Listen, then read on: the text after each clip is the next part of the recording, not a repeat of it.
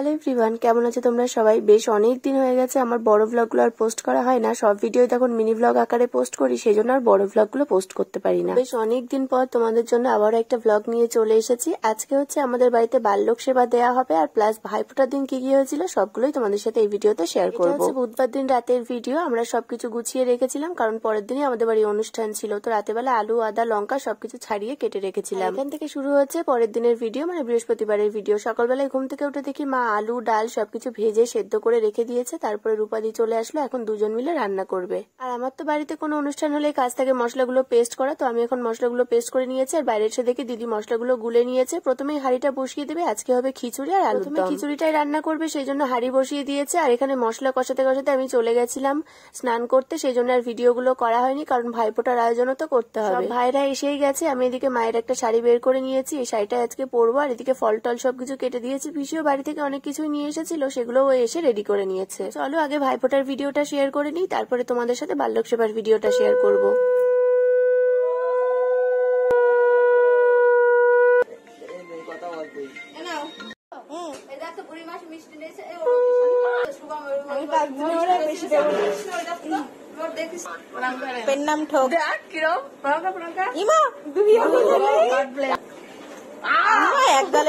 শুরুটা করলাম আমি আমার ভাইকে ফোঁটা দিয়ে নিলাম। এবার দৃষ্টি ফোঁটা দেবে, তারপরে একে একে কিন্তু পিসি, রেমা ওরা সবাই ফোঁটা দেবে। আমাদের 4-5টা বোনের একটা মাত্র ভাই, আমাদের কিন্তু ভীষণই আদরের ভাই। আর এই যে এই মিষ্টিটা ওর পছন্দ হয়েছে, সেই জন্য রেখে দিয়েছে, বলছে দি পরে খাবো আমরা সবাই মিলে। আমাকে তো তাও প্রণাম করেছে, কিন্তু ওর দিদিকে প্রণামই করেনি। আমরা এই বছরে দুটো দিনই প্রণাম পাই, এক হচ্ছে রাখির দিন আর এক হচ্ছে ভাইফোঁটার দিন। তাও যদি প্রণাম না করে কেমন লাগে বলো? আমার জামাই ভিডিও কল করে সবটুকু দেখছে, আমার মা আবার ভিডিও কলে আমার জামাইকে ফোঁটা দিচ্ছে। আমার বোনের তো ফোঁটা দেওয়া হয়ে গেছে, এবার পিসি আমার বাবাকে ফোঁটা দিয়ে নিচ্ছে। আর আমার বাবা কিন্তু দাদুর পিণ্ডদান করতে গেছিল বলে ন্যাড়া হয়েছে। আমাদের সবার ফোঁটা দেওয়া তো হয়ে গেছে, এবার রেমোর ফোঁটা দেওয়ার পালা। ওর তো 3টে ভাই পুরো পাশাপাশি বসেছে, মানে 2টো ভাই একটা দাদা। এবার সবাইকে একসাথে ফোঁটা দেবে। কারা কারা ফোঁটা দিয়েছো বা ফোঁটা নিয়েছো অবশ্যই আমাকে কমেন্ট করে জানিও। সবার মধ্যে কিন্তু এই ভাইফোঁটার নিয়মটা থাকে না, যেমন আমার মামার বাড়ির মধ্যে নেই, সেই জন্য কিন্তু আমার মামা কোনো বাড়ি ভাইফোঁটা দিতে বা রাখি বাঁধতে আসে না।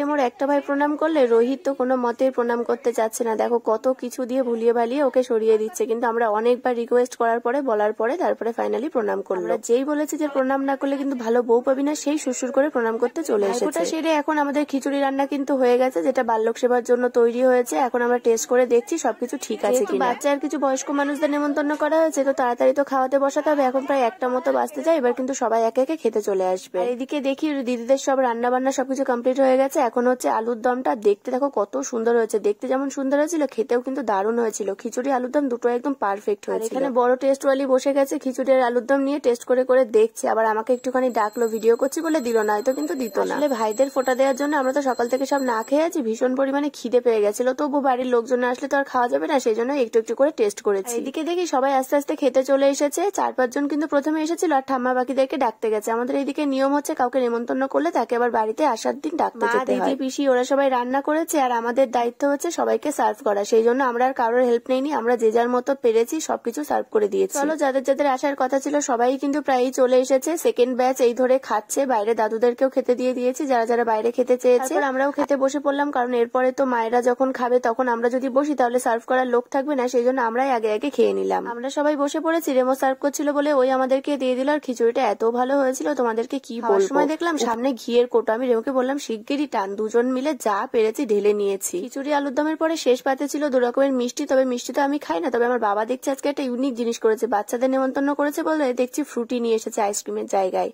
তো সবাই মিলে একটা ফ্রুটি খেয়ে নিলাম। আর বাইরে এসে দেখি বড়রা এখানে আবার চিয়ার্স করে খাচ্ছে। খাওয়া দাওয়া শেষ হয়ে দেখি 2-2:30 মতো বাজে। তো আমি সবাইকে বললাম যে চল তাহলে একটু শিববাড়ি থেকে ঘুরে আসি, অনেকদিন তো ঘুরতে যাওয়া হয় না, তো একটু শিব মন্দির থেকে ঘুরে আসি। আর এবার তো ঠান্ডা লাগার জন্য না দুর্গাপুজোতে ঘুরতে পেরেছি আর না কালী পুজোতে কোথাও বেরিয়েছি, সেই জন্য দুজন মিলে বেরিয়ে পড়লাম। ভাইরা সাইকেলে আসছে। যেতে যেতে আমতলায় দেখলাম মায়ের মূর্তি এখনো বিসর্জন হয়নি, তো একটু ভিডিও করে নিলাম। কি সুন্দর হয়েছে মায়ের মুখখানি, কটা ছবিও তুলেছি, তোমাদের সাথে সবকিছু একে একে শেয়ার করব। ভেবেছিলাম 2 বোন মিলে টোটোতে যাব, বাবা ভাড়াও দিয়ে দিয়েছে, কিন্তু কি বলবো আমাদের এখানে টোটো টোটো পাওয়া যায় কি মুশকিল, হাঁটতে হাঁটতে চলে এসেছি, তারপরে দেখি একটা টোটো আসছে। মন্দিরে এসে প্রথমে চলে আসলাম ঠাকুর দর্শন করতে, কিন্তু ঠাকুরের দরজা তখন বন্ধ ছিল, সেই জন্য ভাইকে বললাম একটু আইসক্রিম নিয়ে আসতে। আইসক্রিম খেয়ে চা খেয়ে এখন চলে এসেছি এই সিঁড়িতে ভিডিও করতে। শিব মন্দিরে কত দূর দূর থেকে লোকজন আসে গাড়ি ভাড়া করে, আর এটা কিন্তু একদম আমাদের বাড়ির পাশের 5 থেকে 10 মিনিটের হাঁটা পথ। চলো প্রায় 1-1.5 ঘন্টা মতো হয়ে গেছে, ঘোরাও কমপ্লিট হয়ে গেছে, সন্ধ্যে মতো হয়ে যাচ্ছে। তো আমরা সবাই মিলে চলে আসলাম বাড়িতে। আসার পরে খিদে পেয়েছিল, তো ভাই নিয়ে এসেছিল ফুচকা।